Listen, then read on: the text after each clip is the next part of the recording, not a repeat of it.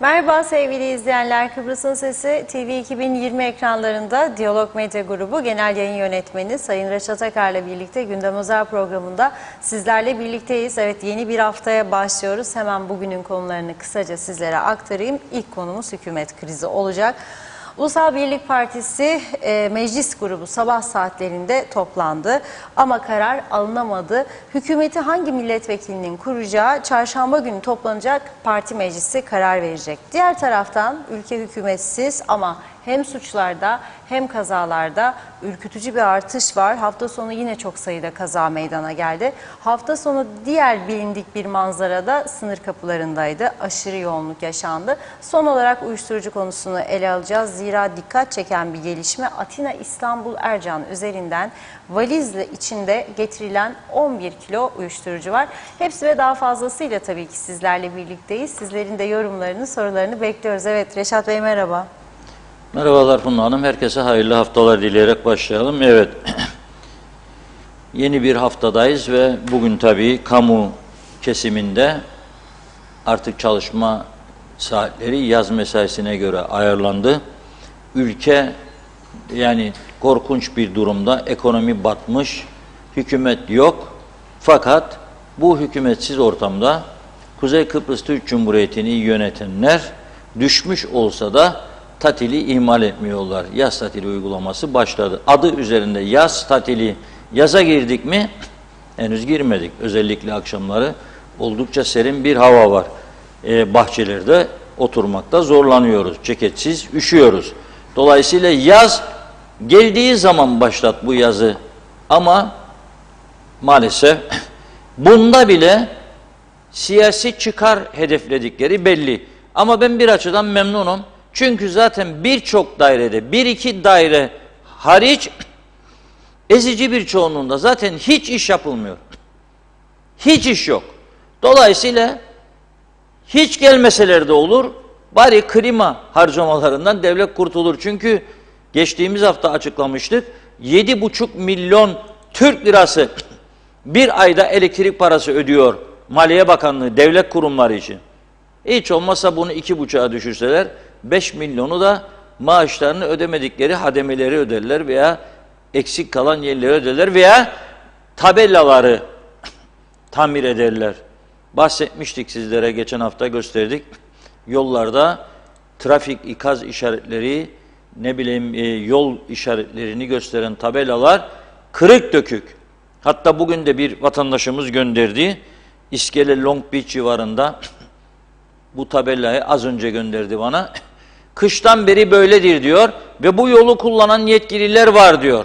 Ben diyorum ki Mercedes'in arka koltuğunda oturduğu zaman görmüyor bunları adamlar. Görmüyorlar. Cep telefonlarından başka işlerle meşgul oluyorlar. Dolayısıyla bunları görmeleri mümkün değil. Tabela işinden bahsetmişken hemen söyleyeyim ve teşekkür edeyim. Geçtiğimiz Cuma günü programımızın sonunda Londra'dan Doktor Teoman Sırrı bizi izliyordu. Her zamanki gibi. Bir mesaj gönderdi. Dedi ki çok önemli bir konuya değindiniz. Ben de geldiğimde görüyorum ve üzülüyorum. Çok kötü bir durum. Dolayısıyla bu tabelaların boyanması, düzeltilmesi için bir kampanya açarsanız ben 200 sterlinle bu kampanyayı başlatmak isterim dedi. Tabii bizim kampanya başlatma düşüncemiz yok. Çünkü bu işler bu ülkede maalesef iyi niyetle bir şey de yapsanız kıskananlar birilerini araya sokar.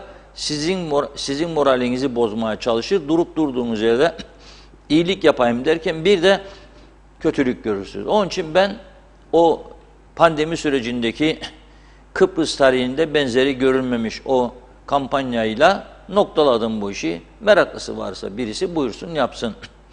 Ama şunu söyledim. İş adamları atsınlar Ulaştırma Bakanlığı'na telefonu. Ticaret Odası bunu yapabilir. Londra'ya gittiler, ofis açsınlar. Sadece uçak biletlerinin parası kadar parayı kanalize etseler buraya bütün tabelalar tamir edilir. Niye ben kampanya açayım? Tümünü tamir edebilirler. O giden heyetin uçak biletlerinin parası kadar bir parayı Ticaret Odası versin veya Sanayi Odası bu tabelalar tamir edilir. Yapacakları bir şey var.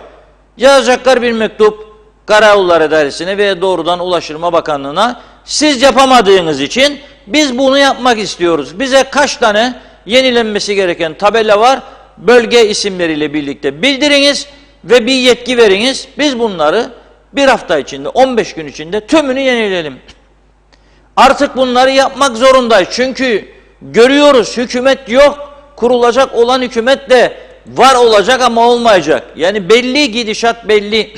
Nereye gittiğimiz belli. Ya uyanıp bir şeyler yapacağız ya bizi uyandırdıklarında çok geç olacak. Çok geç olacak. Ha gene devam edelim tabii, meyhaneler, yemeler, hiçbir bir şey olmaz, böyle geldi böyle gidecek diye. Ama nereye gittiğimiz belli. Yani tarihin hiçbir döneminde 74'ten bu yana bu halde olmadı bu ülke. İşte Girne'nin girişi. Ama Girne'de 2 milyon, 3 milyon sterlinlik villalar var. O ayrı mesele. Ama bu taraf böyle. Bizim tarafımızda 160 bin, 200 bin sterlinlik cipler kullanılıyor. Ama yollar çökmüş, çukur. Rumlarda öyle araba bizden çok daha az nüfusa göre.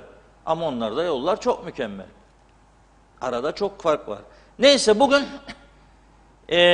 Diyalog Gazetesi'nin 1. sayfasına vermiştik. Ulusal Birlik Partisi Meclis Grubu. Ne demek? Yani milletvekilleri saat 09.30'da Cumhuriyet Meclisi'nde, zaten meclisinde bugün toplantı günüydü. Bir araya geldiler ve 2 saati aşkın bir süre hükümet meselesini konuştular. Bugün beklenen neydi? Hafta sonu Cuma, Cumartesi, Pazar Faiz Sucuoğlu ile hükümeti kurma görevini almak isteyen milletvekilleri görüşme yaptılar. Hem Faiz Sucuoğlu'yla hem diğer milletvekilleriyle destek aradılar. 1. sıradaki isim Ünal Üstel, partinin en yaşlı üyesi olması sıfatıyla ve dedikleri için de bu partiye bir abi lazım. Ben bunu birilerinin teşvik ettiğini, yönlendirdiğini düşünüyorum. Çünkü hiç ilgisi yok. Beni bir tanıdığım birisi, partiyle de hiçbir ilgim olmadığını biliyor. Beni bir gün aradı. Çok yok yani, bir hafta 10 gün önce. Dedi ki, Reşat Bey yahu siz de yardımcı olun. Bu partiye bir abi lazım. Ne abisi dedim. Hangi parti? UPP. Bana ne dedim UPP'den. Ama bu parti iktidar işte da bir abi lazım. Ve bana bir eski bakan, şu anda milletvekili, onun adını verdim. Mesela olabilir dedi. Yahu dedim olabilirse alın davulu zurnayı çıkın başlayın çalmaya dedim, gelsin. Sizin içiniz. Ama ne oldu? Parti içinde milletvekilleri bir iddiaya göre çoğunluk Ünal Üstel'in.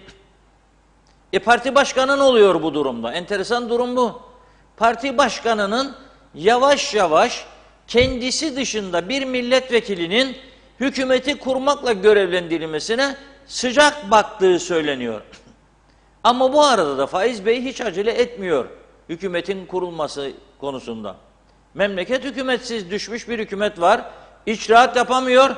Gelecek ay yerel seçimlerin olması lazım. Olacak olmayacak kimse bilmiyor. Bugün yapılan meclis grubu toplantısından bir sonuç çıkmadı. Peki ne olacak bundan sonra? Faiz Bey diyor ki çarşamba günü, yani yarın da değil, çarşamba günü parti meclisi toplanacak. Aldığımız bilgiye göre UPP'nin parti meclisi 130 kişiden oluşuyor. Parti Merkez Yönetim Kurulu daha önce bir karar almıştı. Cumhurbaşkanının açıklamasından önce, ama Cumhurbaşkanı açıklamasında gayet net bir şekilde Faiz Sucuoğlu dışında bir milletvekiline vermek istediğini, bu görevi ve partinin karar üretmesi gerektiğini söyledi. Tarihimizde, demokrasi tarihimizde ilk defa böyle bir şey görülüyor. Tabii buna demokrasi denirse. İlk defa böyle bir şey görünüyor. Cumhurbaşkanı diyor ki parti başkanına vermeyeceğim demek istiyor. Açık ve net. Neden? Nedenini o biliyor tabii. Hepimiz de biliyoruz. Siz de biliyorsunuz. Faiz Bey istemiyormuş. Onun için bir kişiye mesela abisi olabilir dediler partinin. Abisi de baktılar milletvekili, anayasa. Çünkü diyor ki bir milletvekiline verebilir görevi ya parti başkanı ya bir milletvekili. Abi olarak da Ünal Bey. Tabii sonra da Ali Pilli Bey geliyor galiba. Ali Pilli de Ama duyduğum kadarıyla o aday değilmiş. Şu anda 3 tane aday görünüyor. Faiz Bey de diyor ki 2, 3 belki 4 kişinin adı geçti diyor. Ama şöyle diyor Faiz Bey. Hükümeti kurma çalışmaları çerçevesinde çarşamba günü parti meclisi toplanacak. Bugünkü meclis grubu toplantısında durum değerlendirildi. Ancak kimse aday olmadı diyor. Bu da enteresan. Bugün adaylar ortaya çıkacaktı ve milletvekilleri seçecekti kimin olacağını. Şimdi Parti Merkez Yönetim Kurulu daha önce parti genel başkanı dışında herhangi bir milletvekilinin aday olmasını engelleyici bir karar almıştı. Ama en son söz parti meclisindedir diyorlar. Şimdi 130 kişi bir araya gelecek. Çarşambaya kadar Faiz Bey üyelerle temas imkanı yaratmış oldu. Yani bugün pazartesi bütün gün telefonlar çalışacak. Yarın meyhaneleri dolacak, taşacak, gelecek. Kim gelsin, kim gitsin, Faiz Bey olmazsa olur mu, olmazsa olursa olur mu? Ya da kim gelebilir, kim gidebilir? Aslında bir iktidar partisinin, mecliste en çok milletvekiline sahip bir partinin bu durumda olması gerçekten trajikomik bir durumdur. Beni istemiyorsanız partimi, buyurun hükümeti kurma görevini başkasına verin demeleri lazımdı. Denmediğine göre işte bu ülkenin neden bu hale geldiğini anlayın siz.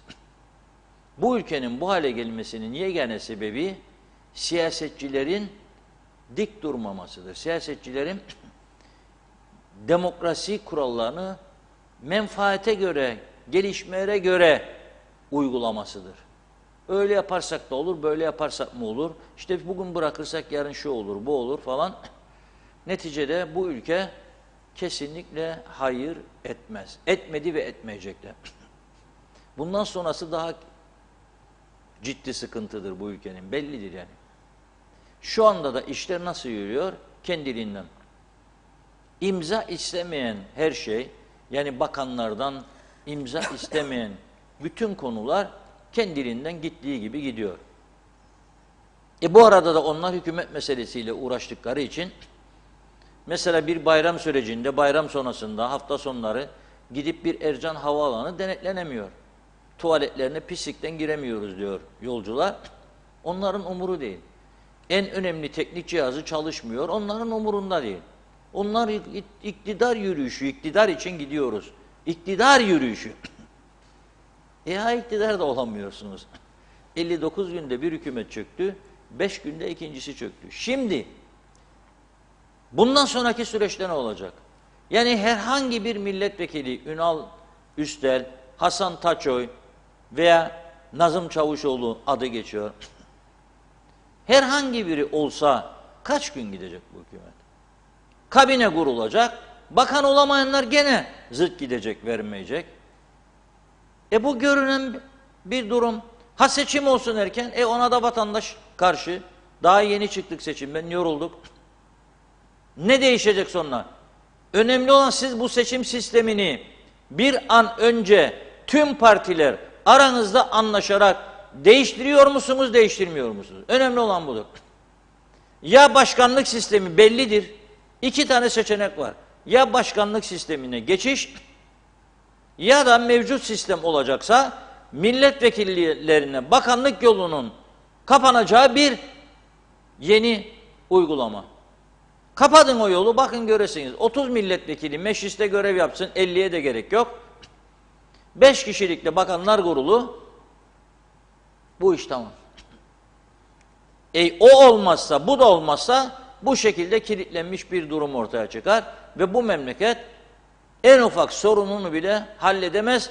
Bu memlekette suçlar da patlama noktasına gelir. Nitekim patlamıştır. Nitekim patlamıştır. Az sonra o konuya geleceğiz. Dolayısıyla Sayın Sucuoğlu da şu anda net bir şey söyleyemiyor. Çarşamba günü diyor parti meclisi, Perşembe günü de diyor meclis grubu milletvekilleri, 24 milletvekili yeniden toplanacak. Aday var mı diyorlar kendisine. Aday değil diyor. Düşünce bazında kişileri var. 2, 3 belki 4 kişinin adı geçer. Ama kimse aday olmadı. Ama isimler konuşulur diyor. Parti meclisi en yetkili organdır. Dolayısıyla parti meclisinden nasıl bir yetkilendirmenin çıkacağı çok önemlidir. Aynı şekilde güven oyu çıkacak yer olmasıyla meclis grubunda çok önemli olduğunu söylüyor. Yani hükümeti kuracak adamın güven oyu için 24 milletvekilinin desteğine ihtiyacı var demek istiyor. Yani aldın sen mesela Ünal Bey da eğer seni 24'ün 16'sı destekleyecekse ki konuşulan odur 15-16 civarı da geri kalan 8 desteklemezse hükümet o günden tumma. Gene 5 gün prosedür çerçevesinde 5 günden sonra gider. Yani o yüzden ortada bir netlik yoktur. Gerçekten üzücü bir durum. Ama bu arada tabii ülkede ciddi sorunlarımız var. Suçlara falan geleceğim biraz sonra. Fakat mesela enflasyon rakamları açıklandı. Cumartesi günü. Bir yılda %88.81 enflasyon ne demek? Bir yılda %88.81. Diğer tarafta Kıbrıs'ın diğer tarafında Güney Kıbrıs'ta kaç biliyor musunuz? 8 civarı bir yıl ama 2022 yılı hedefi de 6.8. Bizim belki de bu 88.81 bu ortamda daha da yükselecek. Çünkü Türkiye'de de enflasyon rakamları oldukça yüksek çıkıyor ve oradan ithal ediyoruz biz enflasyonu. Çünkü ithal ürünlerimizin ezici bir çoğunluğu Türkiye'den geliyor. Ve bir de dövizde bugün enteresan bir şekilde yükselme başladı. Dolar 15 TL'yi aşmış durumda, 15,5 daha koşturuyor. Bu sene ne olacağını kestirmek çok zor. Ama Rumlar hedefini koymuşlar. %6.8 Güney Kıbrıs'ın enflasyon beklentisi. Bizim hiç belli değil. O yüzden söylüyorum, becerdikleri bir şey var, doğrudur. Yaz mesaisini başlattılar. 8'den 14.30'a tamam. Yaz gelmeden. O kadar çok yapılacak iş var. Geçtiğimiz hafta konuşmuştuk. Sadece tapu dairesinde devir bekleyen mülklerle ilgili işlemlerin yapılması halindeki bir basit yasa değişikliği istiyormuş. 200 milyon sterlin bu ülkenin kasasına girecek. Bu da KKTC bütçesinin 1/3 kadar. Ve bir basit yasa değişikliğini yapmak yerine tek başına iktidar yürüyüşü deyip hükümeti kimin kuracağını bile belirlemiyorlar şimdi. Ve acayip bir durum. Bütün dünya bize gülüyor gerçekten. Biraz sonra bu bize nasıl güldüklerini anlatan bir şarkı vardır. Onu sizlere dinleteceğim bugün. Oynamak isteyen de hazırlansın şimdiden. Ayakkabıları çıkarın, yalın ayak daha güzel göbek atılır. Davul varsa davulcu da hazırlayın. Çünkü tam ona uygun bir şarkıdır. Evet, durum böyle. Hükümetle ilgili beklentilerimizi bugünlük çarşambaya erteliyoruz ve biraz mesajlardan başlayalım. Çok mesajlar görüyorum. Evet. Ondan sonra neler oluyor bu ülkede onları konuşacağız. Neler oluyor da biz farkında değiliz. Evet. Buyurun. Çok teşekkür ederek hızlıca başlıyorum o zaman. Mehmet Uluçaylı kolay gelsin, hayırlı yayınlar, geçmiş bayramınız da kutlu olsun diyor. Hüseyin İbrahim Kaptan da hayırlı yayınlar dedi. Emir Ali Tatlıdil. Ercan Havaalanı'nda doğru dürüst tuvalet yok maalesef. Tabelaya kim bakar ya da kimin umurunda yazmış. Belgin Rıfat da iyi yayınlar diledi. Mehmet İnancı da hoş vakitler. Evet, sağlıklı haftalar tüm Diyalog ailesine. Akçay Muhtarlığı da iyi yayınlar diliyor. Evet, İsmet Ezel, Londra'da da şov vardı, gitmek şarttı yazmış. Mehmet Uluçaylı, Long Beach'teki tabelaya 2 gün müddet koydum. Tamir edilmezse ben onarıp size onarılmış halini göndereceğim. Hasan Nihat Erduran, Vergi listelerinde karayollarına personel almak için epey para var. Fosfor, saç, boya olsa bile personel kalmamışsa iş yapılamaz diyor. Trafik atölyesinde nasıl makineler var? İnceleyin. İsmet Ezer, tabela boyama hükümet mi ister? Arıklı görevde. Selim Cansal, 3 yıl var tapuya müracaat ettim. 5 ay önce gittim buldum dosyayı. Orada olan memur imza atmıyormuş. Aslan Oral, kolay gelsin, iyi yayınlar. Emir Ali Tatlıdil, meyhanelerde yeme içme işi de bitti diyor. Etin kilosu 180 lira.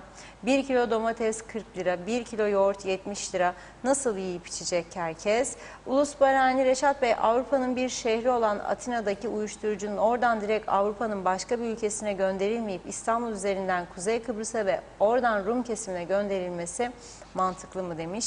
Meral Kavas, kolay gelsin sizlere. Pınarbaşı köyünde 1 ay oldu ev telefonları maalesef çalışmıyor. Telefon dairesinde çalışan yok mu diyor. Yok, lütfen bu konuyu da iletin yetkililere, varsa tabii. Mehmet İnancı, bunların işleri güçleri sadece maskaralık oldu. Gariban vatandaş kimin umurunda? Halk aç mı tok mu soran vekil kaldı mı acaba? Cengiz İleri, ülkenin en büyük sorunu ekonomi, herkes geçim derdinde. Nuran Kansu, iyi yayınlar dilemiş, kolay gelsin. Teşekkür ediyoruz. Nazime Nalbant, haftanın ilk gününden herkese, aileme selamlar, sevgiler. Londra'dan mutlu akşamlar. Yine bugün tartışmalar gördük. İnanamadım bu tartışmalara, nasıl hükümeti kuracaklar. Dediler ki yarın artık açıklama yapacaklarmış. Yine hiç sanmıyorum diyor. Gördüklerimiz bizleri çok derinden üzüyor. Yapamayacaklarsa bıraksınlar. Başkasının önünü de kapatmasınlar. Üzgünüm dedi Nazime Hanım. Ulus Barani, önceleri bakanken adı çeşitli yolsuzluklara, skandallara karışan Jet Ünal'ı UBP'liler kendilerine başkan olmaya layık mı görüyorlar demiş. Hasan Nihat Erduran, ekonomi ulaşıma bağlıdır diyor. Ona da ambargolar engeldir. Bu Birleşmiş Milletler'le ancak bu kadardır. Üzgünüm. Şöhret Mitsadalı, evler vardır, kapatır gidersiniz ya da terk edersiniz. Zamanla viran olur. İsteseniz de istemeseniz de. Kuzey Kıbrıs'ta şu an bu durumda yazmış.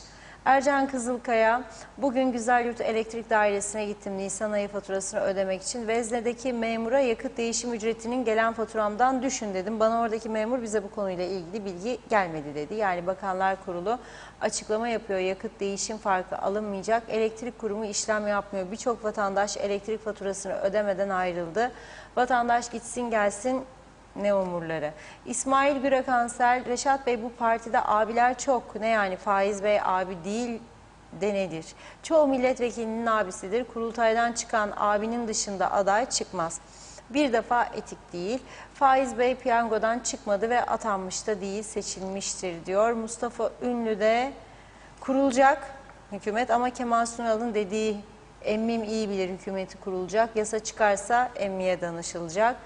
Münir Doratlı, bakanlıklar 30'a çıkarılsın yazdı. Kemal Osman Ceyhanlı, hükümet kurma sürecinde çok geride kaldık. Her yer tel tel dökülüyor. Bu filmin sonu hiç güzel bitmeyecek. Mehmet İnancı, ülkemiz şarampole yuvarlanan bir kamyon görünümünü almış gibi oldu Reşat Bey. Düzelmesi için 20 yılcıya ihtiyaç olduğu görüşündeyim. Arif Mustafa Cüce, siyasilere kırmızı kart diyor. Ahmet Kaya, yani bu halkın kaderi 130 kişilik UBP'nin parti meclisinde mi kaldı? Yazık ki yazıklar olsun hepsine diyor. Belgin Rıfat, Reşat Bey hiç acele ne demek? Adamların vurdum duymaz ve umursamaz tutumunu, yemin ederim görülmemiş, duyulmamış bir şey. Sayın Tatar, tüm yasalara ne kadar yanlış yapılabilir, ne kadar hata yapabilirim yarısında Oscar'a aday ve hala da üstüne hata yapmaya devam ediyor. Zaten bugün yaz tatili mesaisi başladı. Bu yetmez. Meclisin gelecek toplantısı da 14'lere ertelendi. UBP aday bulacakmış. O da çarşambaya ertelendi. Tabii onlar aday bulacak mı? Tatar görev verecek. O kişi de ekibini kuracak.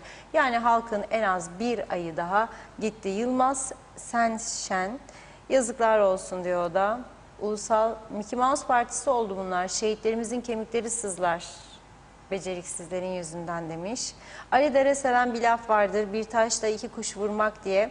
Yakıt değişim fonunu koyup bizlere yaptıkları okkalı zammı kısmen de olsa unutturmayı başardılar. Diğer taraftan da hükümet yetkilileri bu fonu kaldırarak halkını düşündüğünü göstermeye çalıştı. Başarılı da oldular. Engin Sedat Tüzün değil başkanlık sistemi diyor. Dünyanın en düzgün sistemi dahi olsa bu ülke tam bağımsız olmazsa, çözüm olmazsa hiçbir şey olmaz. Mehmet Uluçarlı bir parti başkanı çıkıp da birden fazla aday var demesi çok üzücü. Mevcut başkanın düşünmesi lazım. Ben nerede hata yaptım? Ama bu şekerpare koltukları bırakmıyorlar. Osman Bene kolay gelsin diyor. Münir Doratlı adam yok demiş. Bir de vay be Reşat Bey diyor. Bülent Küçük hemen hızlıca yapılması gereken hizmetleri sıraladı Bülent Bey. Bir başkanlık sistemi ülkemizde yasallaşmalı. Meclis vekil sayısı en az minimum 25 veya 30 olmalı. Kuzey Kıbrıs Belediye sayısı sadece 6 kazaya ayrılmalı. Ülke memurları tümü yeniden ve tekrar denetlenmeli ve yabancı dil bilmeyenler işçi statüsüne girmeli. Ekonomik yenilenme ve yeni kambiyo yasası yürürlüğe girmelidir. Saygılarımla demiş. 5 maddeyi bizlerle paylaştı. Evet, Belgin Rıfat, başı sonu belli olmayan bir hükümette her şey olur. Yolsuzluklar, son dakika avantaları, kapalı kapılar ardında peşkeşler, gümrük kapıları gel getir diyor ne istersen misali. Allah bilir kaç kilolar geçti daha önce de. Geçecek. Sağlık berbat durumda. Genç ölümler, ani ölümler. Acaba nedendir diye soran, açıklayan ne de bilen var mı? Trafik aynen kazalarda. Ama neden diyor. Cansev Yaman, elektrik ücretlerinde akaryakıt değişim tutarı faturalardan kaldırıldı mı diye sormuş. 12 Mayıs'ta ödemeyenleri keseceklermiş. Yasal olmayan bu ücreti kaldırdılar mı dedi. Özeş Oğuz, UBP Başkanı'na sahip çıkacağını açıklamıştı.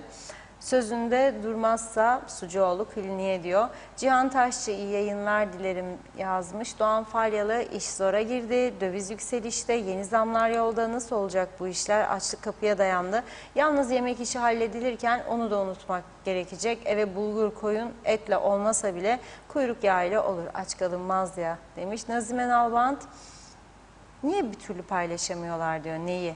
Demek halkı değil de kendilerini düşünüyorlar. Halkımız bu kadar sıkıntıları her gün çektikçe nereye kadar bu küçük adamızda?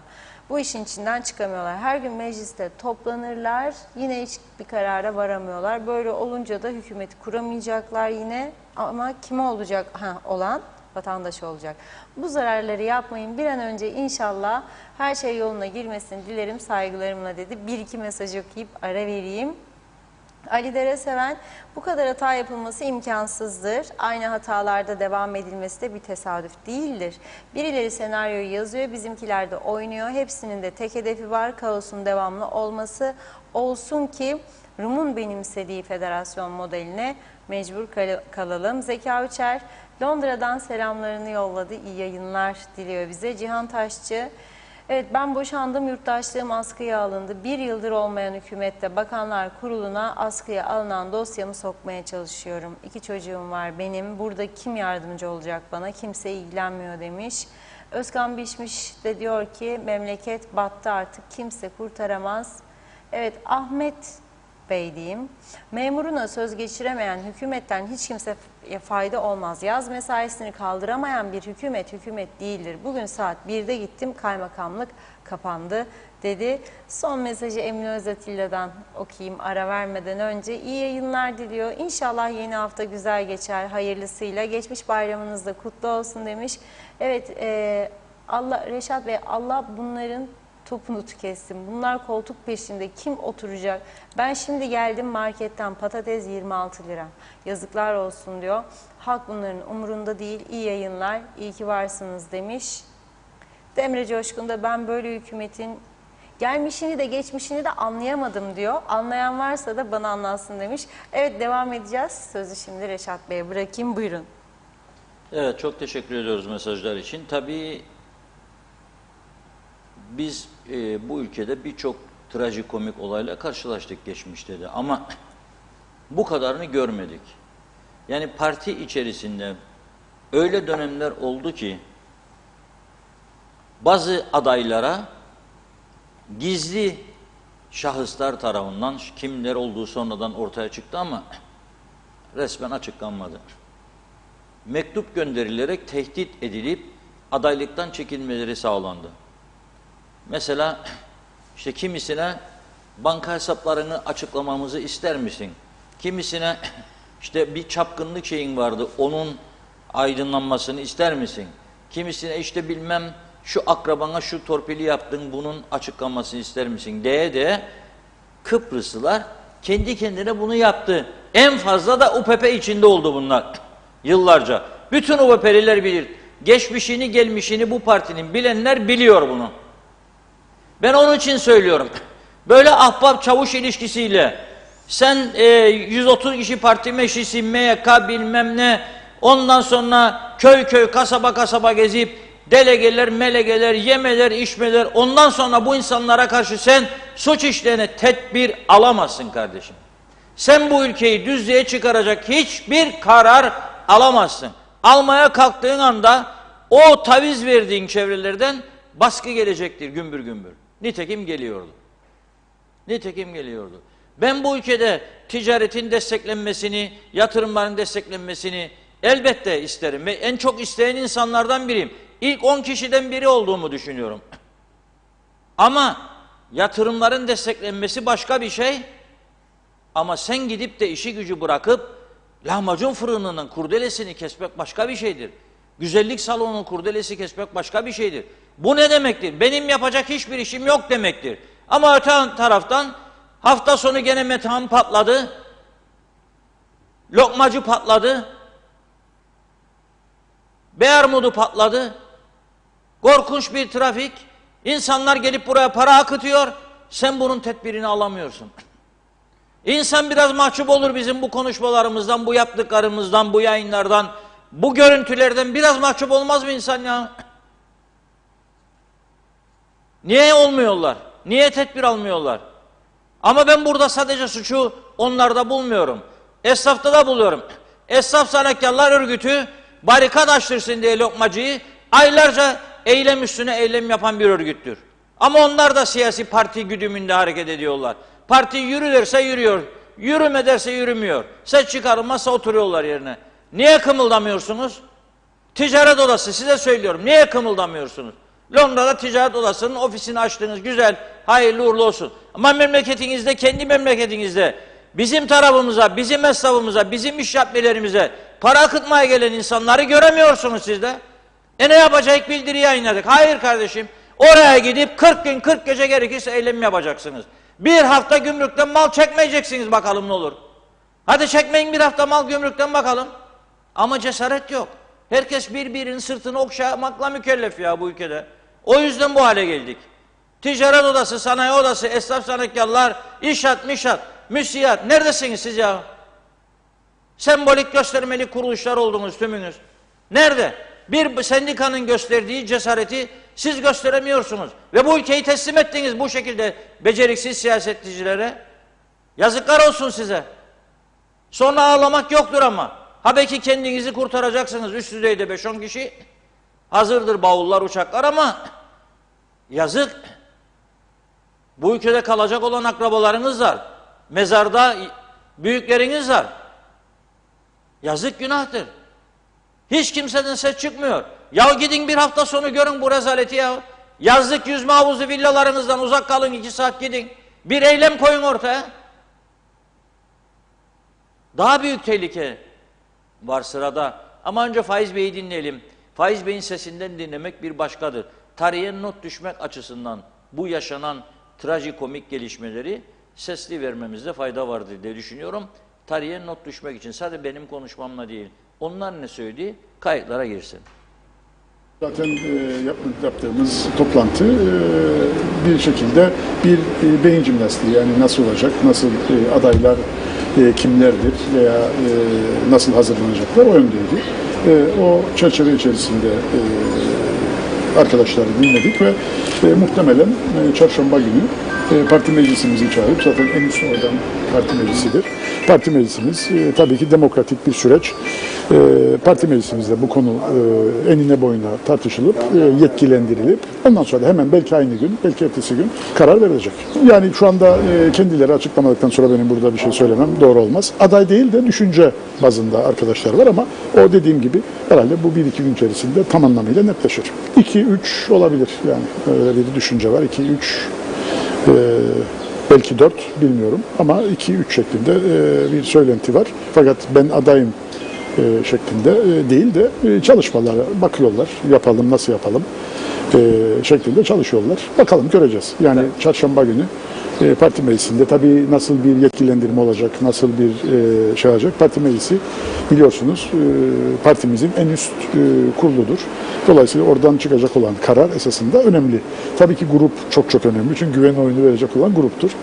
Ondan dolayı kırmadan, dökmeden, üzmeden, kutuplaştırmadan Ulusal Birlik Partisi'ndeki o homojen yapıyı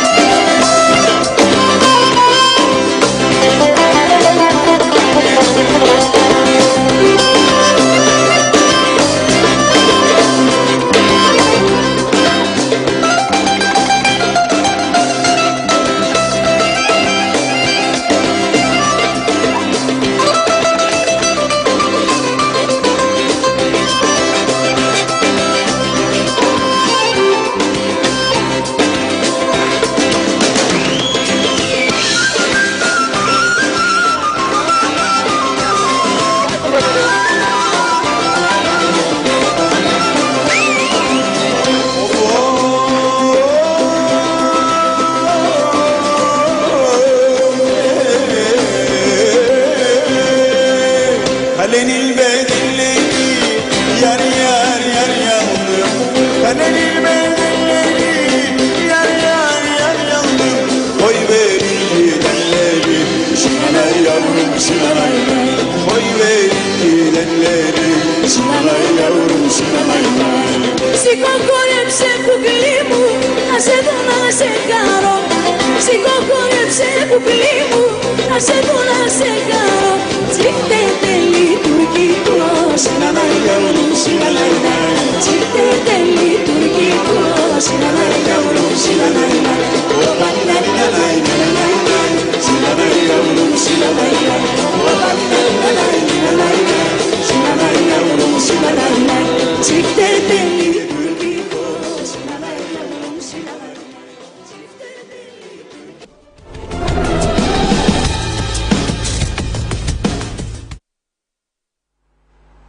Niye bu şarkıyı sizlere dinlettik? Anlıyorsunuz değil mi? Çifte telli Durkigo diyor. Bunu güzel becerik bak. Göbek dansöz mansöz. Davulcu da olsaydı yanında gümbada güm daha işinin modadır. Her yerde davulcular da böyle gelir takkada çalarlar. Bilen bilmeyen de sahnede oynar. Hayatımız bu. 4'ten 3'e 5 okka diye bir söz vardır. Hiç dünya umurunda olmasın. İstediğin gibi ye, iç, yaşa kardeşim. Sabah mamurlayınca da istediğini sorana istediğini söyle. At gitsin. Şimdi tam işimiz, siyaset işimiz çifte telli Durkigo. Şinanay yavrum şinanay. Gerçekten acınacak bir haldeyiz. Ama bu memleketin çok beyinler var, patladılar. Ben Facebook'a girdiğimde gerçekten emekli çıkmayı kararlaştırdığım gün Facebook finish, Instagram finish, asla girmem. Öyle saçmalıklar görüyorum, öyle şeyler görüyorum ki. Ne beyinler, ne teklifler. Ama bir madde bulup kendini koruyacak diye öyle teklifle. Yani o kendini kapsamasın. Şahsa göre memleket milyonedir ve arkadaş o da biliyor olmadığını, olmayacağı için bu hale geldik. Ondan sonra şikayet etmeyeceksiniz ya, biri geldi. Bak koyduk tabelaları. Karayolları Dairesi açıklama yaptı. Dedi ki, Türkiye Karayolları Dairesi bizim için ihaleye çıktı. İhale sonuçlandı. Yakında tabelaların tamir edilmesini, boyanmasını bekliyoruz. Be kardeşim, sen yollardaki tabelanı bile boyayamıyorsan, tamam mı? Tamir edemiyorsan, 145 kişilik Karayolları Dairesi ne duruyor be kardeşim orada? Da maaş ödüyorsun sen 145 kişiye. Bir yığında araç var elinde, bir yığında bina vardır. Satın binalar olsun bari, parasını alın da verin, özele ihale yoluyla yapsın bunları. Bunu da mı aklınız kesmiyor? Da rezil ediyorsunuz bizi Türkiye'de. Bunlar kardeşim bir tabelalarını boyamıyorlar. Ama altlarında 200 bin sterlinlik arabayla geziyorlar diyerek bizi suçladıklarında haksız mı bu insanlar, bu Anadolu çocukları bizi suçladığından? Soruyorum. Ya insan tabii ki refah içinde yaşayabilir, çalışır, kazanır ama ülkesi de adam gibi olur ya. Yol yok, bir şey yok. Bizim arkadaşlar da çok enteresan. Göz gördükçe alışır ya.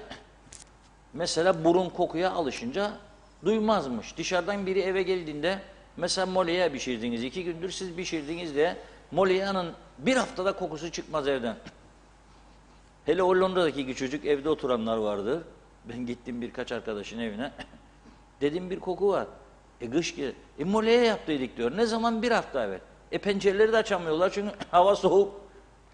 Hitingler üstünden moleya kokusu bir ay çıkmaz odadan. Alışırsın. Ama ben dışarıdan gittiğim için bana koku vurdu. Size de vuruyor. Alışana vurmaz. Aynı şekilde. Yollar çökmüş, görmez. Bizim arkadaşlar da bu sanayide bizim binaya gelirken bir yeri gazlı belediyenin adamları 2 tane de otomobil lastiği koydu. Oraya biri çıkmasın üstüne diye. 1 aydır orada duruyor. Bizim muhabirler de gider gelir ha.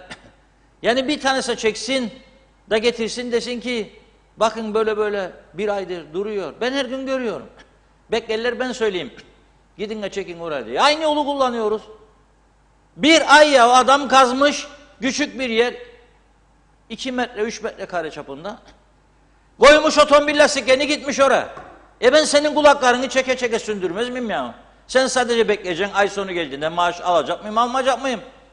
Da geldin gazdın orayı bana da bıraktın. Nerede belediye başkanı? Nerede belediyenin idare amirleri, müdürleri? Nerede bu belediye meclisine seçilenler, UPP'liler, cıtıpılılar, tıkıpılılar? Neredesiniz ya siz ama?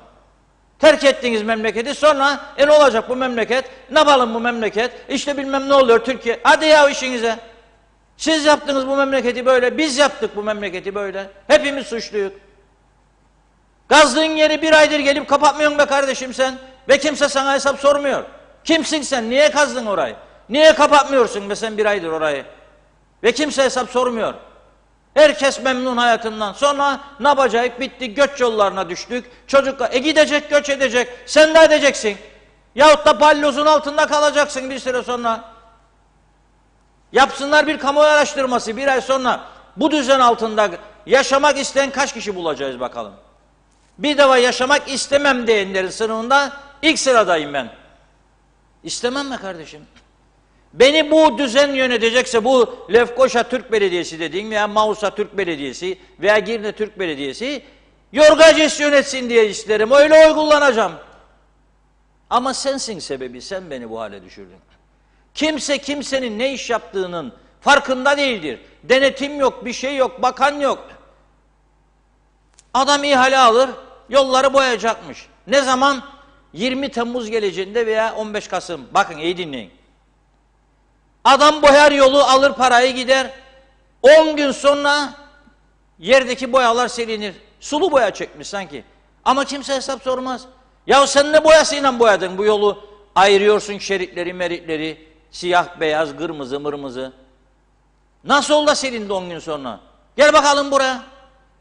Yok öyle bir şey yok. Boş ver.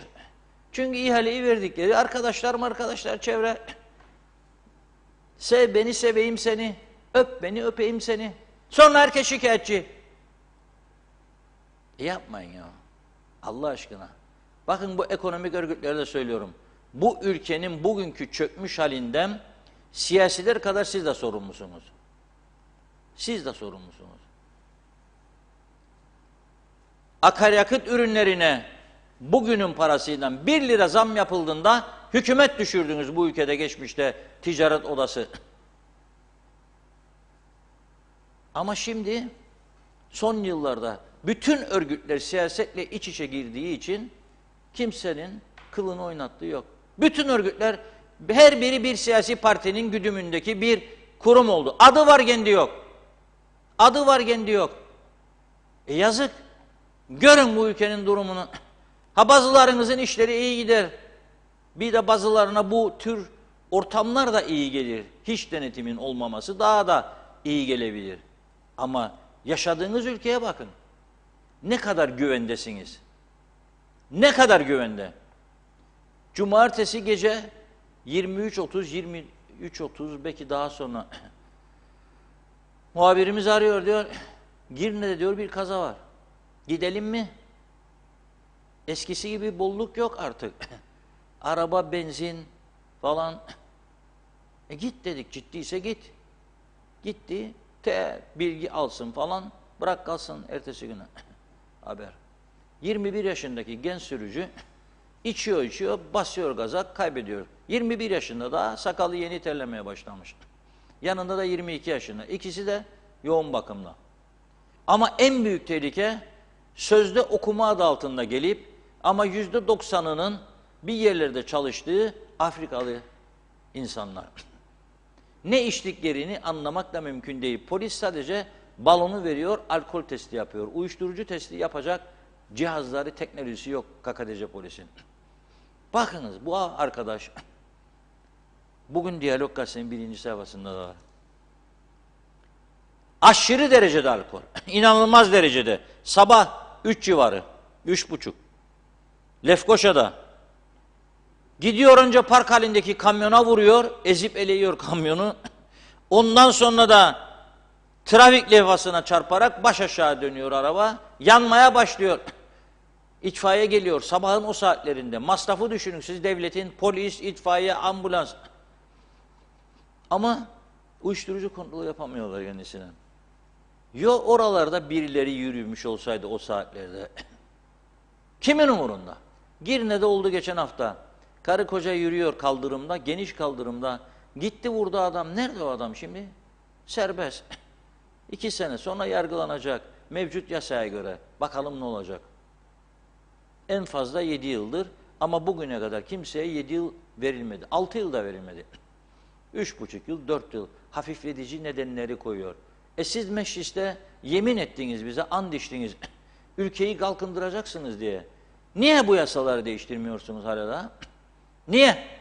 İktidar olmak da şart değil. Herhangi bir milletvekili sunsun. O yeni milletvekilleri destekleyin bizi de genç taze kan gelsin bilmem ne. Hadi yavuz gidin işinize. Kalaydınız eski iş yerlerinizde. Kaldır Arap derler size, kaldırırsınız. İndir Arap derler, indirirsiniz. Sizin iradeniz nerede? Niye halktan oy istediniz? Niye seçildiniz? Bir tanenizin yaptığı bir tane iş gösterin bana. Hadi bakalım kaç ay geçti seçimden bu yana. Çıkarın bir ses bakayım göreyim sizi çıkarabilirseniz. Parti disiplinsizliği mi olur o zaman? Partiniz disiplinli mi yani de size disiplin soruşturması yapacak? Yapsın. Sen şerefinle durduktan sonra yapsın bakalım. Ha bir daha seçilmeyeceğini düşünüyorsun. O zaman bitmiştir bu iş. Trafik polisi, rezalete bakın siz. Bu şimdi okuyacağım rezaletin daniskası. Son 2 haftada kayıtlara geçeni söylüyorum. Bugün arkadaşlarım anlattı. Lefkoşa içerisinde gene bu Afrikalılar çok sayıda kazası var. Fakat kayıtlara girmiyor. Ve bu az önce gösterdiğim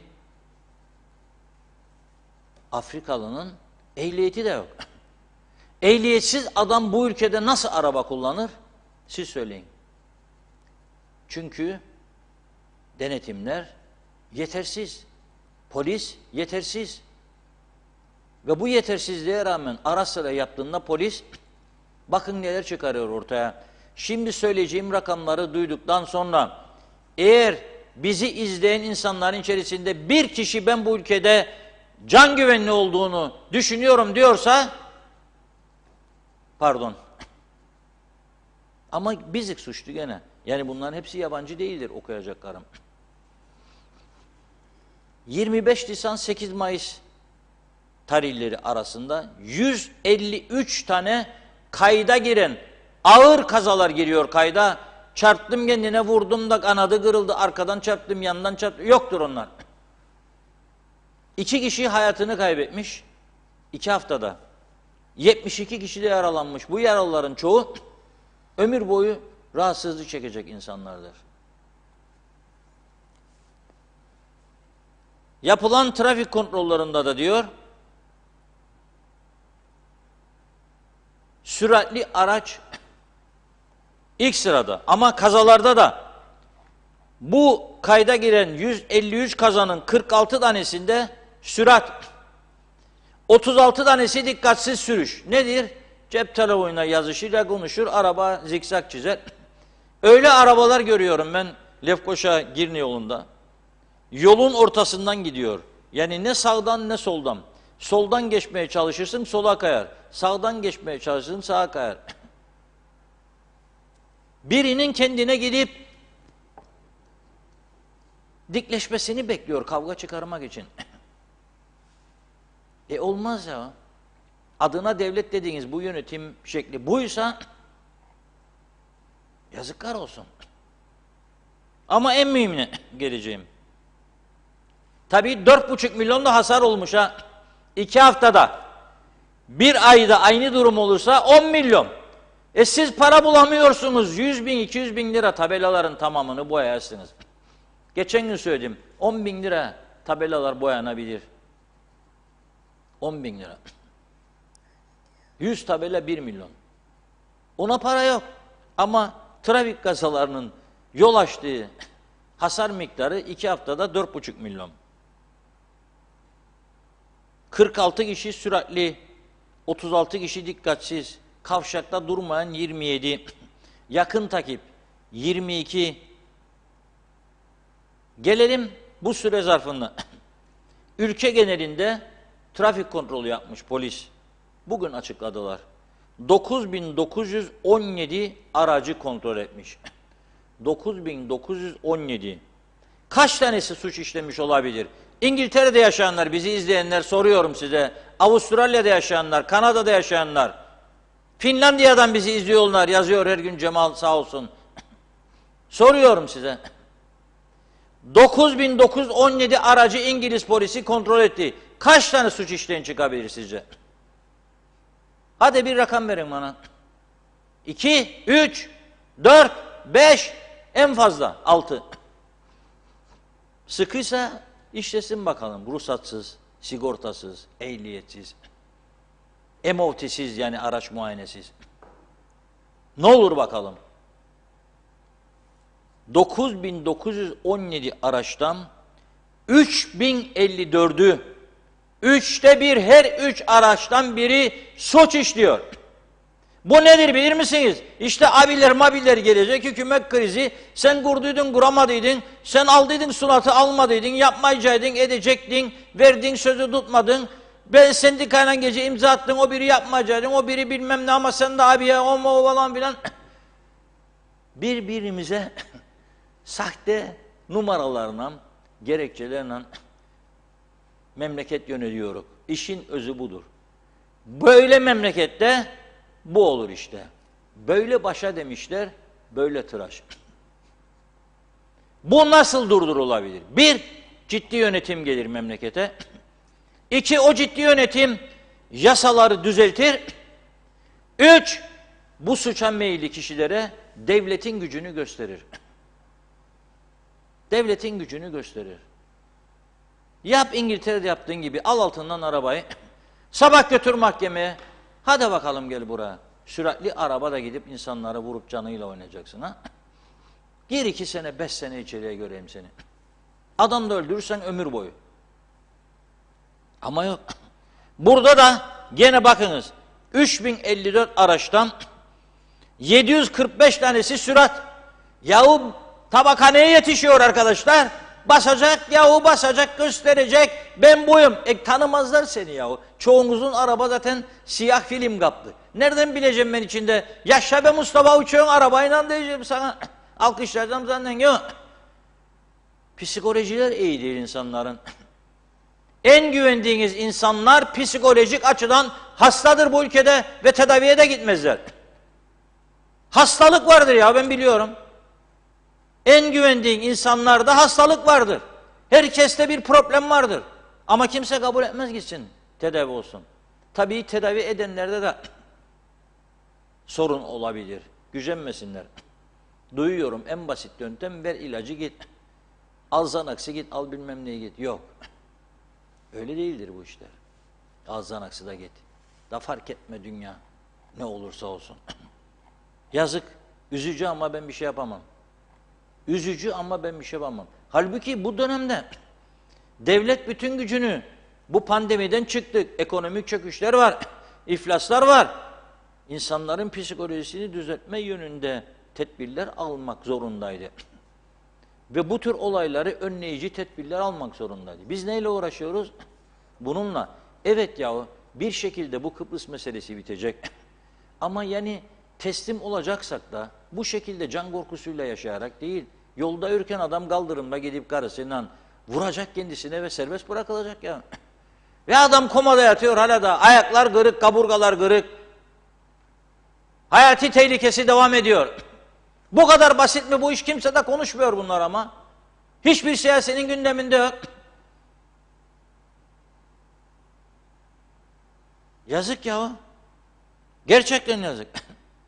32 dikkatsiz sürüş. Pardon, 32 tehlikeli sürüş. 88 dikkatsiz sürüş. Sürat, dikkatsiz, tehlikeli. Geldik 1000'e. Ruhsatsız 314. Sen para arıyorsun. Ya Mahmut kardeşim para arıyorsun sen ya. Para tabelaları boyayamıyorsun. Da muhtıra verirsiniz birbirinize, son dakika muhtırası. Hükümet düşürme, hükümet kurma. Maskaralı ikidir bu işler hani. Bu taraftan da senin 9000 aracın 314 tanesi ruhsatsız, 30 tanesi ehliyetsiz, 72 tanesi ziz zurna sarhoş, 265'i kemersiz, 244'ü işaretlere aykırı davranmış. 13 tanesi kırmızı ışıkta durmamış. 101 tanesi muayenesiz araç kullanmış. 143 tanesi sigortasız araç kullanmış. Ben yönetici arıyorum. Ben karşımda yönetim arıyorum. Ciddi yasaları düzenleyecek, adına ne derseniz deyin, millet meclisi mi dersiniz, yoksa siyasilerin buluştuğu ev mi dersiniz, yoksa maskaralı iki düzeninin bir temsiliyet merkezi mi dersiniz, ne derseniz deyin adına. Ben devlet düzeni ararım, yönetim düzeni ararım. Yolda, kaldırımda yürürken ölüm korkusu yaşamayacağım bir düzen ararım. Ama yok ettiniz onu siz. Yok ettiniz. Yok ettiniz. Ve bu gidişte daha çok ciddi tehlikeler bekliyor bizi. Yok ettiniz bu düzeni maalesef. Olmaz. Bu şekilde götürmemiz mümkün değil. Daha büyük bir tehlikeye de az mesajlardan sonra geleceğim. Buyurun Funda. Mesajlarda çok kayıplar oldu ama artık ilk gördüğüm mesajdan devam edeyim. Ulus Barani Sıcıoğlu da diyor dansözler gibi ama güzel kıvıramıyor demiş. Rum tarafına geçip dansözlerden ders alsın. Kerim Akgün Reşat Bey sayenizde yüzümüz güldü, sağ ol demiş. Deniz Karadeniz, kendim ettim kendim buldum şarkısı vardır. Bu açıklamalar bu şarkıya uyar. Mustafa Çakır, Bakanlar Kurulu ve dansözleri bize bunlar yakışır. İsmail Gürakansel, parti meclisi genişletilmiş MYK filan. Önce genel başkanın arkasındaydı, şimdi ise desteğini mi çekecek? Nasıl işler? Dün öyle, bugün böyle mi olacak? Çok tuhaf diyor. Sayar Aker, gündeme daldık. İyi ki bugün de sizlerin haber yayınlarıyla yine var olduk. Göbek atarız, göbek atarak sen olalım. 5 yıldızla sizi kutlarım dedi. İsmet Ezel, niye çarşambada bugün değil diye sormuş. Arif Koroğlu da dansöz gibi kıvırırlar Reşat Bey. Ahmet Bey, vekiller görev sürelerinin 1 yıl olduğunu bildiklerinden acele tanıdıklarını işe alma telaşı, bir şeyler koparmak derdine düştükleri için arada bir meclise gelip görünüp gidiyorlar. Doğan Falyalı, çok makbule geçti bu çifte telli, özledik canlı müziği demiş. Sayar Aker, siyaset Twitter'ı baş ağrıtır. Belgen Rıfat, evet ofis açmaya ne gerek vardı? İş mi istiyorsun? Herhangi bir endüstriyel sitede açabilirdim. Bugün SOA'da vereceğin kirayla başka bir yerde ofis, soğuk hava deposu, normal depo, hatta ekipman ve personel, hatta tırlar bile alıp Kıbrıs'tan ithalat yapmak isteyenlere yardım edebilirlerdi demiş. İşte klaplar var, restoranlar, pahalı butiklerin olduğu bir bölge diyor. Endüstri alanı değil ki. Orada da uluslararası teknoloji şirketleri var, offshore'lar var. Bizler demiş yeni ofis açsalar daha ulaşılabilir olurlardı diyor. İsmet Ezel, adama kaz dediler, kapatma emri daha çıkmadı diyor. Hasan Nihat Erduran, tabelaları fıs fıs boyarlar, onları tinerle temizlenince o hale gelir. Bu ara müteahhitler kamu ihalelerine teklif atmazlar. Kuzey Kıbrıs Karayolları Türkiye 5. Bölge Mersin'le işbirliği yapar. Bölge ihalesinde Kuzey Kıbrıs tamirleri de yaptırılıyor. Doğrusu personel alınması ve işlerin burada yapılmasıdır. Personel şart demiş, belediyelerde de fazlasıyla var. Nazime Nalbant, Reşat Bey her gün söylüyorsun ama kimse dinlemiyor. Keşke düşündüğün kadar düşünen olsaydı. Bu durumlara Kıbrıs gelmezdi. Para getirenleri de az az usandırdılar ve hiç kimse istemeyecek artık gelsin. Kalkınma değil batırma ellerinden geliyor. Sadece göçler olduğunu görmezler mi? Gençler başka memleketlere siz mecbur ediyorsunuz diyor gitsinler diye. Nasıl kalkınma olacak sorarım. Ağzınıza sağlık Reşat Bey. Doğru söze ne gerekir? Tüm 2020'ye emek verenlere teşekkürler. İyi ki varsınız dedi. Doğan Falyalı, kireçli suya babutsa kabuğuyla oluşan boyayla boyanır. Yağmur yağınca akıp gider. Demre Coşkun, temel haklarımızı yavaş yavaş elimizden aldılar. En basiti düzgün yol kullanma hakkımız var. Çünkü seyri seferleri çatır çatır ödüyoruz. Ama yollar delik diye bir gün bile çıkıp eylem yapmıyoruz. Cebimizden cüzdanı çekip biri çalsa hırsız deriz ama göz göre göre bizi çalan, haklarımızı gasp eden hükümetlere göz yumuyoruz. Böyle umursuz bir halkın mensubu olduğum için utanıyorum dedi. Gaye Kök, uyuşturucu kontrolü yapsalar ne olacak? Çoğu suçlular teminatla serbest dolaşmaya, suç işlemeye devam ediyorlar. Eser Yurteri, iyi yayınlar demiş. Ahmet Hoca da kolay gelsin. Hasan Nihat Erduran, her birey verdiği gelir vergisi oranında şikayet etme hakkına sahiptir. Yoksa hiçbir şey düzelmez. Musa Su İçmez, Reşat Bey selamlar. Sistemi kuran kafaların sistemi iflas etti. Bu kafalarla bu ülkede hiçbir şey olmaz. Al birini vur öbürüne. Değişen bir şey yok. Temsiliyet ayaklar altına alınmıştır. Mehmet Akın, bu ülkeyi kaderine terk edenler utansın. O zaman Kuzey Kıbrıs'ı devletçilik olma yolunda gidiyor. Bu yol yozlaşmış, siyaset kanunları değişmediği sürece Kuzey Kıbrıs bir arpa boyu yol alamaz. Kuzey Kıbrıs siyasetçiler tek bahanesi o yaptı, bu yaptı. Ben yapmadım ama yıllardır meclistesin. Vekillik yapan bunların var ya yüzüne yumurta atacaksınız diyor ya da başka bir şey. Bu saatten sonra inşallah kamu maaşları ödenmez, hükümet düşer.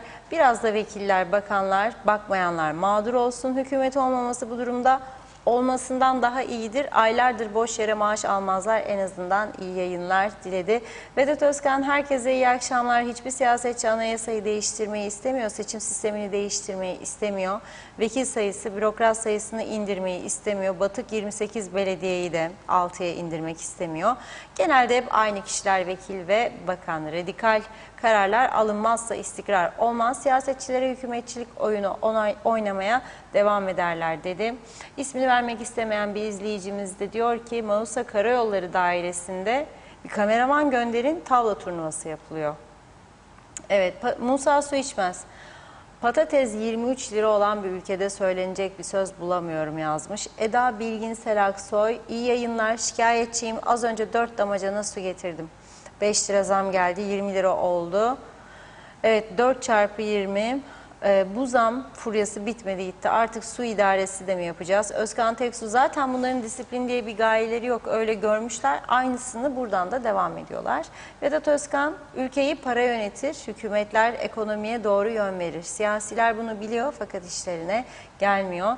Tözüm Tarcan, söyledikleriniz çok doğru. Seçilenleri seçenler onlara oy verenlerdir ama sorgulamayanlar da onlardır. Esasında onları uyarmak lazım değil mi? Mehmet İnancı 5 çıkar veya 3 çıkar Reşat Bey demiş. Evet. Yenal Öztürk, burası Kuzey Kıbrıs, ruhsat, muayene, ehliyet, gereksiz evrak diyor.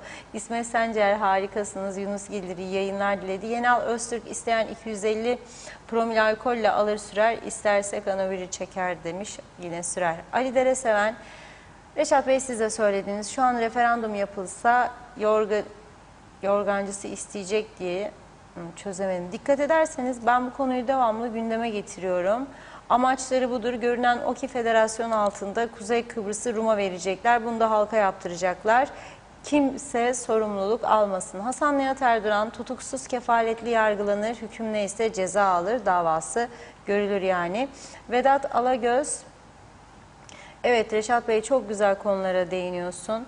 Ne hükümet var ama diyor, ne Cumhurbaşkanı. Her gün Kıbrıs'ı geziyorlar, yolları görmüyorlar, tabelaları görmüyorlar. Acaba neyi görüyorlar? İşlerine geleni görüyorlar, gelmeyenleri görmüyorlar. Böyle başa böyle tıraş, yazıklar olsun dünyanın en güzel memleketine ve yönetenlere dedi. Mehmet Akın, hani hükümet faiz bey fiyatları denetleyecekti, ne oldu? Habire zam geliyor demiş. Tek tek yazdı fiyatları Mehmet Bey. 2,5 litre kola 12,5'tu, şimdi 17,5. Dolar sterlin yerinde duruyor. Bu zam faiz nereden geliyor? Gökten vahiy mi geliyor? Onlara zam koyuyorlar. Bu sene de böyle heba olacak maalesef. Yazıklar olsun dedi. Okan Baysan da İngiltere'de araba kayıt sigorta bilgileri bağlantılı bir database'de tutulduğu için muayeneyi yapmadığınız zaman sizi sigortada kapsamaz ve o arabayla yola çıkmakta suçtur. İlgili bilimler anında haberdardır. Sayar Aker, dünyanın en mutlu ülkesi Finlandiya. Orada sosyal de para yağıyor.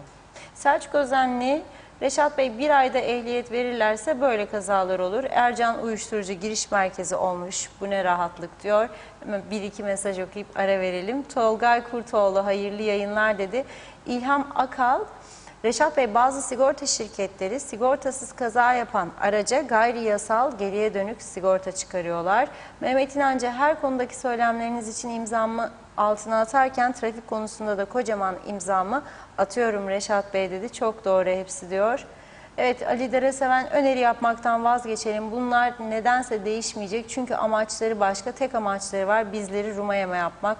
Yolun sonuna geliyoruz dedi. Ömer Bozkara vezirleri okuyup ara verelim. UBP zihniyetini öğrendiyse bu halk geç kaldı. Ne yapsa size müstahaktır demiş. Kıbrıs'ın başına gelmiş en büyük felakettir. Arkalarını sıvazlayanlarla beraber milliyetçiymişler. Umarım diyor birbirinizi yersiniz. Evet, devam edeceğim mesajlara, yine bir ara verelim. Reşat Bey buyurun. Evet, çok teşekkür ediyoruz mesajlar için. Bize destek oluyor. Karayolları Manisa Dairesi ile ilgili ihbar yapan izleyicimize de teşekkür ediyorum. Adının verilmesini istemedi. Normaldir. Çok doğal. O yüzden bunu bir ihbar olarak kabul etsin. Yeni Bayındırlık ve Ulaştırma Bakanı, 5 günlük hükümetin bakanı, hükümet düşmüş olmakla birlikte Erhan Bey'in görevi şu anda yeni hükümet kuruluncaya kadar devam ediyor. Ha, ne kadar dinlerler düşmüş bakan olduğu için, hükümet olduğu için bilmiyorum. Ne kadar etkili olur. Ama bir müdahale etmesinde fayda görüyorum. Tabelalar konusunda da ciddiyim. Ticaret odasına, sanayi odasına buradan çağrı yapıyorum. Aranızda ortak bir toplantı yapınız ve 10 tane işletme buraya katkı verirse bütün tabelaları halledersiniz. Bakın adam Londra'daki doktorumuz, ben 200 istelim vereyim başladın kampanya diyor. Ben kampanyada değilim.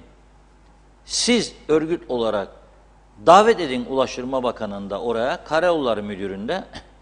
Deyin ki biz memleketimizde kendi ülkemizin tabelalarını kendimiz yapabilecek durumdayız.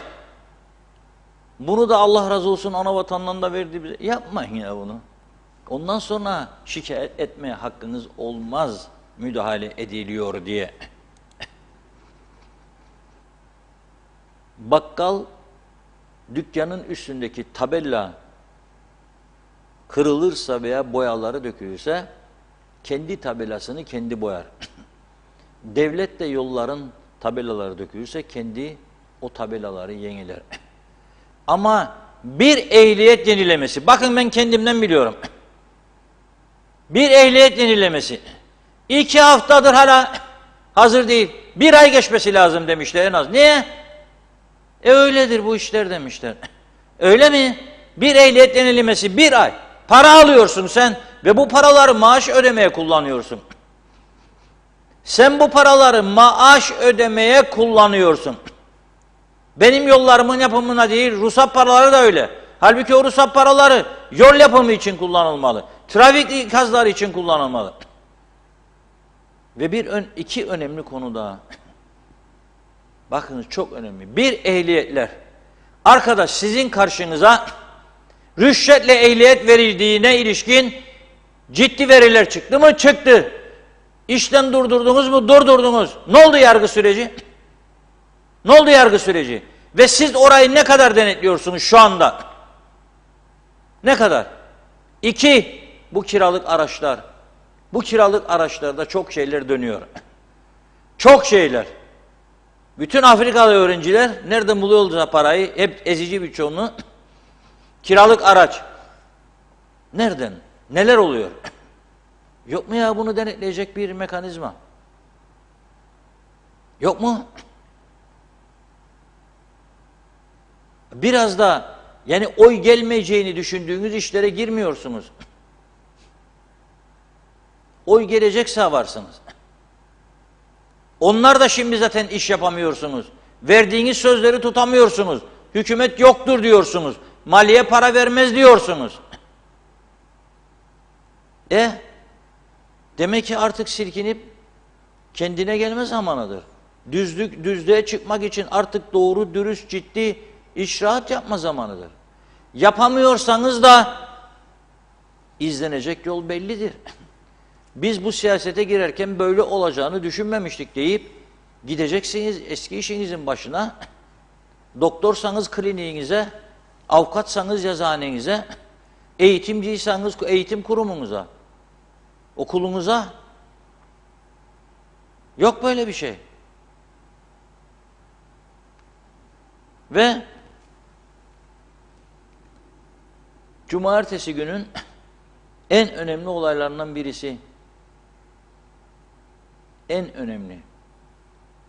Atina'dan biniyor yolcu, Yunan vatandaşı kurye, 11 kilo uyuşturucuyu valize dolduruyor. O valizle Atina'dan çıkış yapabiliyor. İstanbul'a giriş yapıyor. İstanbul'dan çıkıp Ercan'a geliyor. Bir valizde 11 kilo uyuşturucu. Ercan'da polisin başarılı bir operasyonu sonucu bu 11 kilo uyuşturucuyu yakalıyorlar. Fakat ilginç. Neden Yunanistan'dan buraya geliyor bu uyuşturucu? Kadın demiş ki kuzeyde birileri benden alacaktı bunu, sonra güneye gönderecekti. Ne kadar doğru bilemem ama kadının söylediği bir doğru, uçak biletimi, harçlığımı, otel paramı bana bu görevi veren Yunanistan'daki şebeke üyeleri karşıladı. Nereye gidiyoruz biz ya? Bir avuçluk ülke patladı uyuşturucudan. Yani anlamaz mıyız bunu nereden olduğunu? Bazı yerlerde, dönenlerden. Ne olacak? Sonra gençlik elden gidiyormuş. Gider tabii. Gider tabii. Eskiden İngiltere'den niye kaçardı insanlar biliyor musunuz? Benim arkadaşlarım var. Ben de aynı düşüncelerle orada devam etmedim yaşantımı. Aman çocuklar yanlış ortamda büyümesin. İngiltere'de uyuşturucu çok. İşte cinsellik meseleleri çok. Aman kaçalım bir an önce, Kıbrıs küçük yer, gene haberimiz olur. İddiaya girelim isteninam. 5 beter oldu Kıbrıs. 5 beter. Yani İngiltere'de çocuğunuz çıktığında nereye gittiğini bilmem derdiniz. Şikayet oydu. Şimdi çocuğunuz çıktığında nerede olduğunu bilir misiniz? Nereye gitti? Kimin nedir? Ne yapıyor? Madde kullanır mı, kullanmaz mı? Kimse kimseyi ne yaptığını bilmiyor. Bir avuçluk ülke, ciddi bir yönetim olsun burada, sıkı bir yönetim olsun, bunları ortaya çıkarmak çok basittir. Çok basit. Bir ayın içerisinde kökünü kurudursun tümünün. Ama demek ki ortada çok büyük rantlar var. Bundan menfaat sağlayanlar var. Bu çok önemli. Ve çok büyük tehlike kapımızda. Ama şimdi bana diyebilirsiniz, güneyde yok mudur? Evet vardır. Çok. Orada da Larnaka Havaalanı'nda sürekli yakalanıyor. Geçen hafta 6 kilo. Orada da var. Postayla paket getirdiler. 1 kilo, 1,5 kilo, 2 kilo uyuşturucu. Sadece kannabis değil, kokain falan da çıkıyor. Orada da var. Adanın iki tarafı da maalesef uyuşturucu konusunda çok tehlike altında.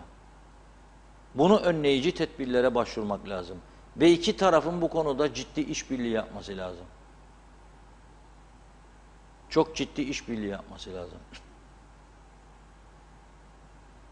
Onlar Avrupa Birliği üyesi olarak zaman zaman bazı meselelerde baskı altında kaldıkları için bazı önlemler almaya çalışıyorlar. İnsan ticareti, fuhuş, uyuşturucu mecburen zorluyor kendilerini. Bizi zorlayan da olmadığı için daha ciddi tehlike altındayız demektir. Gerçekten bu konuya dikkat çekmek istedim. Ve bugün biz burada hükümetçilik oyunlarıyla zaman yitirirken çifte telli dur ki go şinanay yavrum şinanay, Rumlar tarihin en güzel günlerinden birini yaşıyorlar bugün. Niye? Hiç kimsenin gündeminde var mı? Ben duymadım. Bu dün de vardı Rum basınında. Birkaç ay önce de vardı. Bugün de var. Şu ana kadar bir tane üzerinde duran Forever Cyprus, Northern Cyprus yetkilisi görmedim. Hiç mi ilgilendirmiyor bizi? İngiltere bu ülkenin garantör ülkelerinden biridir. Çok güzel bölgeler var elinde, üstler, dikelle avrutur. Bugün bu şimdiki Rum Dışişleri Bakanı, her zaman söylüyorum, bir tane onun kadar akıllı adam olsaydı bizde, Ioannis Kasouliadis, tanınma bile olurdu bugün. Bir tane onun kadar akıllı, çalışkan, ileriye yönelik adımlar atan adamımız olsaydı, biz bugün tanınmış da olabilirdik. Ama onlarda mastika yoktur bakan olmak için. Seçerler, en iyilerini seçerler. Milletvekili de olmaya gerek yok.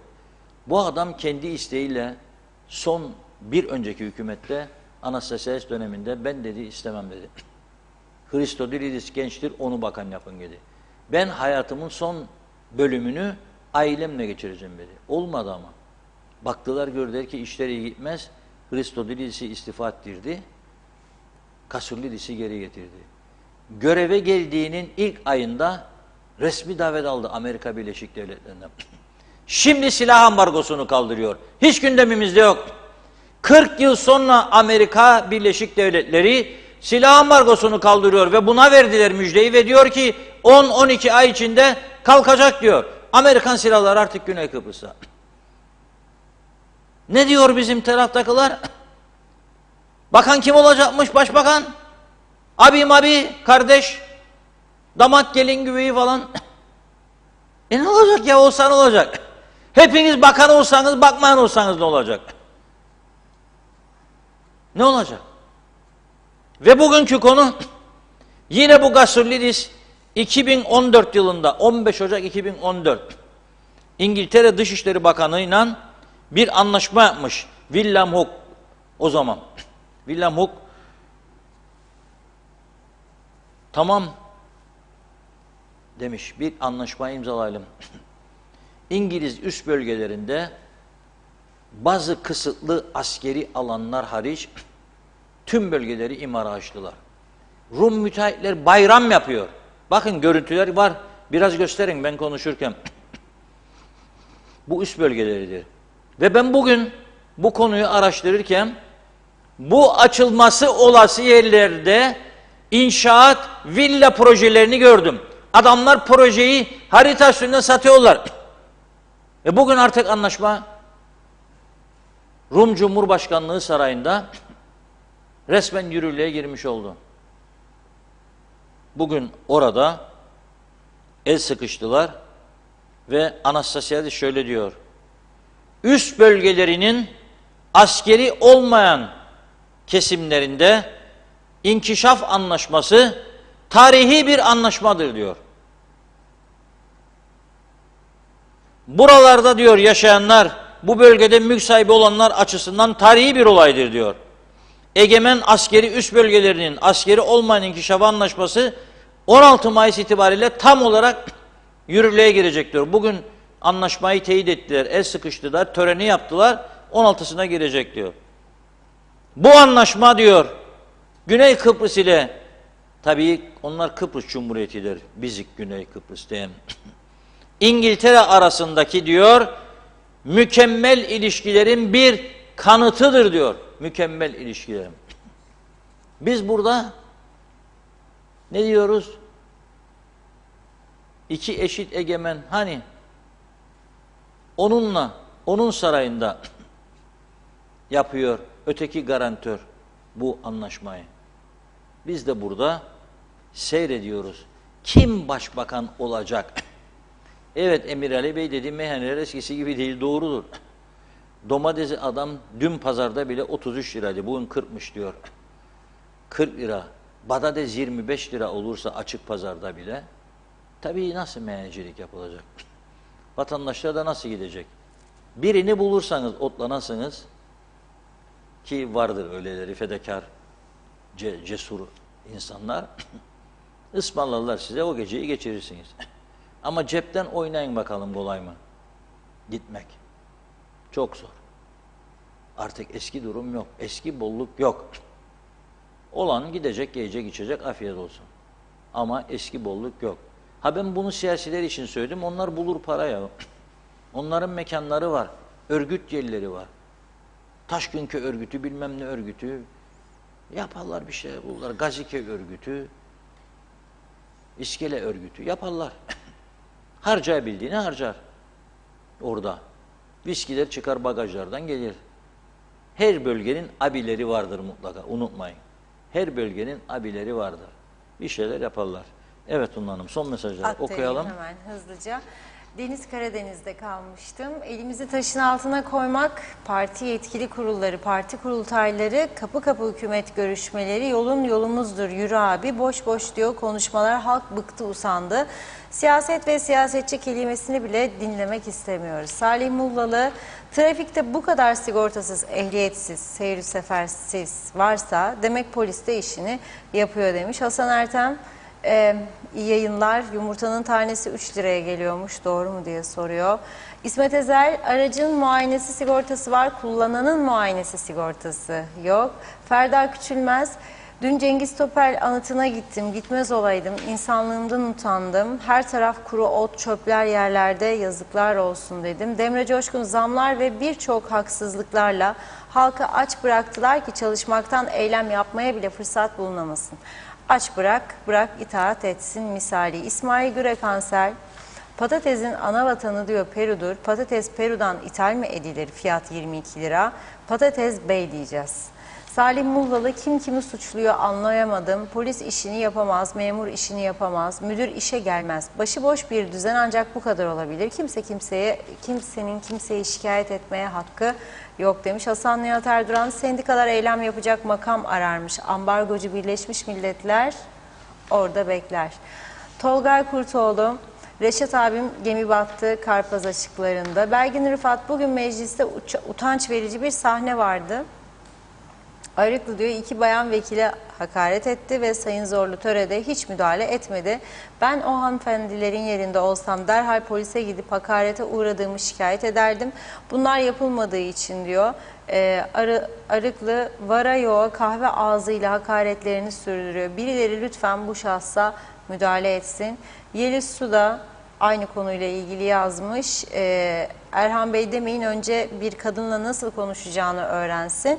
Beğenmediyse geldiği yere gitsin. Evet, Ali Dereseven, bizler gündemi değiştirelim. Bizleri yönetenler beceriksizlikten değil, hepsi de isterlerse şeytana pabucu giydirirler. Bu kaosları da amaçları uğruna bilinçli yapıyorlar. Çünkü olan hataları yapmaya devam ediyorlar. Semray Erensu, ne güvenliği Reşat Bey, gece saat 3-4, adı öğrenci, siyahiler bizi uyutmuyor, bağırma çağırma, polisi arıyoruz, bir şey yapamayız, çevre dairesini arayın diyorlar. Bu ülkede ne sağlık ne de güvenliğimiz var ve utanmadan hala daha koltuk kavgası yapıyorlar. Hasan Nihat Erduran, bütçede gelir havuzu tek, giderlere oradan bütçe ayrılır. Savcı, yargıç, sayıştay, sağlık, eğitim, faaliyet geliri elde etmez ama aynı gelir havuzundan hizmet vermeye devam eder, durum budur demiş. Tolgay Kurtoğlu, kampanya başlatın, biz halk olarak hazırız diyor tabelalar için. Ahmet Bey, saat 1'de devletin kapılarını kapatan Rumlar alıp da ne yapsın? Başlarına bela mı alacaklar diyor. Çalışmayan devlette para olur mu? Çalış deyince grev yaparlar ya da işleri mesai zamanında yap, 2 katı mesai parası. Devlet sadece memur için var bu ülkede. Öbürleri insan değil. Hakları da yok. Derviş Gümüşatam, selamlar. Bugün yaşadığım bir sıkıntıyı dile getirmek istiyorum. Mausa Devlet Hastanesi'ne gittim acile. Oradaki sorumlu neyiniz var diye sordu. Ayağımda çok kötü bir şekilde ağrı var dedim. Bana cevabı şöyle oldu. Biz burada ölecek olanlara bakıyoruz. Sen de ölüyorsan bakalım size, yoksa güle güle dendi. Çıktım hastaneden, Sağlık Bakanlığı'nı aradım. Telefonuma bir kere cevap verdiler. Anlattım onlara da bu şekilde ve size amirlerimize aktarıyorum dendi. Telefon yüzüme kapandı. Bir daha da telefonuma cevap veren olmadı. İsmim Derviş Gümüşatan diyor. Lütfen bunu paylaşır mısınız? Evet, Ahmet Tekman, Reşat Bey ne güzel diyorsunuz. Güney ile kuzey aramızdaki farklılığımız, güneyde seçilen görevini vatandaşına hizmet vermek için görev yapmakla, kuzeyde birbirleriyle koltuk kavgasından, sürtüşmekten, çok yoğunluktan, güneyde bakanlar var, kuzeyde bakmayanlar var. Ciddiyetin farklılığı cennet ve cehennemde yaşıyoruz demiş. Sayarak her siyaset herkese açık, vur patlasın, çal oynasın dedi. Mustafa Özcan iyi yayınlar dilemiş. Evet, bakıyorum. Belgin Rıfat, ellerini taşın altına değil çakıl makinesinin içine sokmaları lazım. Belki o zaman akılları başlarına gelir ama maalesef onların oynadığı bu günler geri giden yıllara sebebiyet verecek. Güney Kıbrıs'ta aramızda 20 yıllık fark açıldı resmen. Bunu nasıl kapatacaklar? Kim kapatacak diyor. Mehmet İnancı, illaki başkanlık sistemi, başka çare yok demiş. Hasan Nihat Erduran, her konuda meslek odasında birlikte ayrı ve yasnifli üye, gelir ve vergilerini ne zaman yayınlanacak diyalogta Reşat Bey diye sormuş. Merakla bekliyorum hala, kolay gelsin dedi. Sanıyorum tamamladım mesajları. Evet. Evet, çok teşekkür ediyoruz. Bugünlük burada noktalayayım mesajları. Reşat Bey, buyurun eklemek istediğiniz. Evet, çok teşekkür ediyorum. Çok ihbar var. Hepsini tabii tam emin olmadan söyleyemem ama ilginç bir mesaj. Diyor ki 11 kilo uyuşturucuyu polis değil diyor, gümrük memuru buldu diyor. Polis yoktu. O da şans eseri oldu diyor. 158 yolcu vardı. Rastgele 5 kişiyi gümrük memuru kontrolüne aldı Birinde 11 kilo uyuşturucu çıktı. O da polisi aradı, geldi narkotik, aldı gitti diyor. Doğrusu diyor bu iş diyor şans eseri ortaya çıktı diyor. Yoksa çıkmayabilirdi. Tabii polis de valizin içinde geleceğini nereden bilsin? Demek ki havaalanında daha sıkı kontrol yapmak lazım. Bir izleyicimiz Güney Kıbrıs'tan bugün patates fiyatı gönderdi. Arkadaşlarımıza gönderdim bir baksınlar. Ekrana geliyor. 98 sen diyor. Yani bugün biraz Euro'da yükselme var. 15,5-16 TL diyelim. Bizde 25. Onlar da asgari ücret bizim 2 katımız. Evet, yani fiyatları dengelemek insan tabii üretimle ancak başarılı olur. Evet, bugün bu kadarla yetişelim. Son bir mesaj geldi. Onu da okuyayım size. Başka mesajlar ama onu okuyabileceğim bir mesaj değildir. O başka özel bir mesaj. Diyor ki, bu devlete diyor 5 tane koyun verdim diyor baksınlar diye diyor. Herhalde hastalıklıydı koyunlar. Dün gittim alayım demişler ki 3'e düştü senin koyunlar demişler. Allah rahmet eylesin. Ben de ne diyeyim yani. Söyleyecek bir şey yok. Bugünlük bu kadar. Yarın inşallah maşallah yeniden beraber olacağız. Hükümet de kurulabilir. Özelden gelen bir mesaj var bana şimdi. Cumhurbaşkanı galiba verecek birisine UBP'den bir abiye diye düşünüyorum. Bekleyelim bakalım ne olacak. Yarın konuşuruz. Evet, biz de size çok teşekkür ediyoruz değerli yorumlarınız için ve programımızı burada noktalıyoruz. Yeniden görüşünceye dek hoşça kalın.